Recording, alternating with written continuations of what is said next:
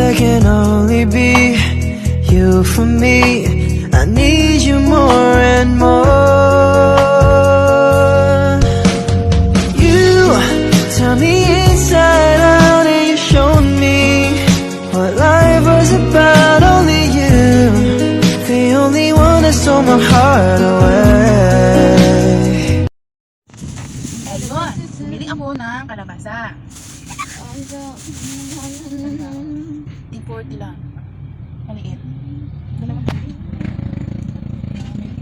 Hello mga kanitsbag, ayan po, magbukas ako ng aking pinamili sa aking munting tindahan.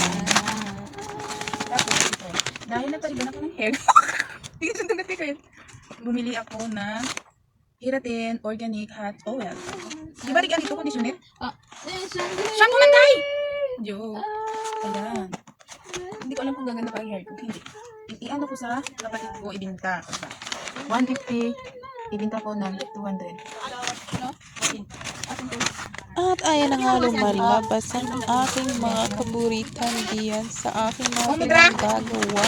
At syempre yung binilhan ko noon ay aking kapatid kasi nagkaribay siya ng kanyang buhok. Naala naman kasi ako dahil wala siyang nilalagay sa kanyang buhok. Ay, hindi kayo ginasuran. Uy! Ibutang mo din na tayo. Opo, ma'am. Dihaw diya.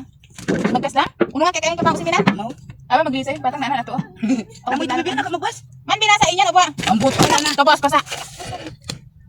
Okay na ko. Ang gulo ni, ano, live. Hindi ko na kanila. Nakakarating mo may nagbibinta naman. At yun na nga po, may riiri mo dyan ay nag-i-check kami ng aming salita. Adi wow! Yun na nga po ang ginagamit naming wika diyan ay aming salita na katutubo. O wika. Sige. Uy, nauubusan ako sa kakatagalog kung ano naman kasunod ng aking sasabihin. Sige na ba? Sige, Minan. Dito mo nga. Yun nga po yung kausap ko dyan ay yung auntie ko. Nangunguha kasi siya nung kamatis na maliit. Yung maliit masyado na kamatis. Hindi ko alam kung bakit napakaliit na kamatis. Basta maliit siya. Siguro native na kamatis. At ayan nga po ang aking ina ay pinagbintahan ako ng punda. Yung sa una na nilalagay sa unan. Uy, napakaingay ko talagang nilalang pag sa totoong buhay. Pero kapag meron namang tao ay wag na para wala akong bunganga. Yan na nga po, habang nagbibideo ako sa aking sarili ay nanggugulo ang aming bunsong kapatid. Siya lang talaga ang pinakamakulit sa akin na aking kapatid. Ay nako, minsan nga ay napapagalitan ko siya dahil sa kanyang sobrang kakulitan. Parang magkaparihas lang din ang utak namin. Char! Yan nga po, namili ako ng school supply na kunti ng aking pinamili kasi minsan dito ay may nagtatanong sa aking munting tindahan. At ayan na po, bumili din ako ng pang-ano ng harina. Minsan kasi kapag bumibili ako ng harina ay mayroon siyang maliit na parang uod. Ano bang tawag doon? At syempre, napabili din ako ang next bag ng chinelas. Kasi nga, yung chinelas ko is tatlo ay na chinichinelas ng aking makulit na kapatid. Itatlo pa man sila. At syempre, bumali ako dyan ng baldi. Kasi gumagawa ako ng ice candy. Nahihirapan ako sa aking lalagyan. Kasi yung lalagyan ko is maliit. Napupuno siya pag madami ang aking ginagawa.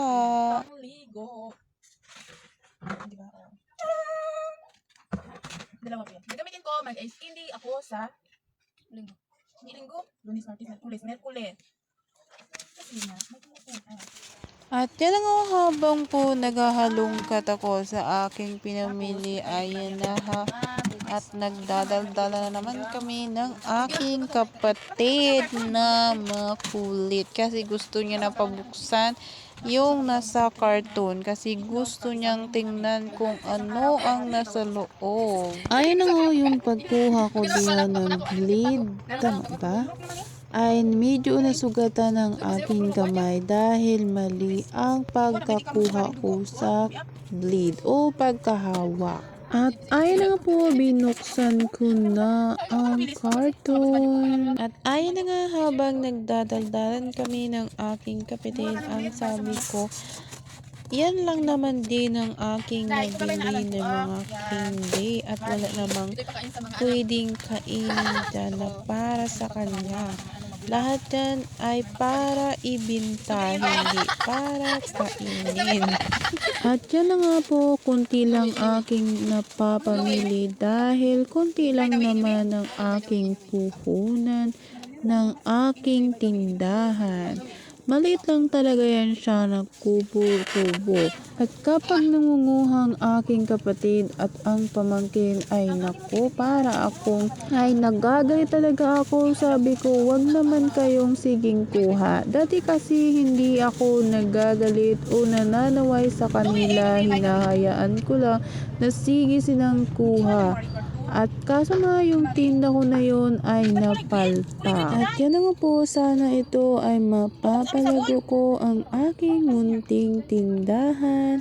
Hanggang dito na lang mga kanitsba ang aking video.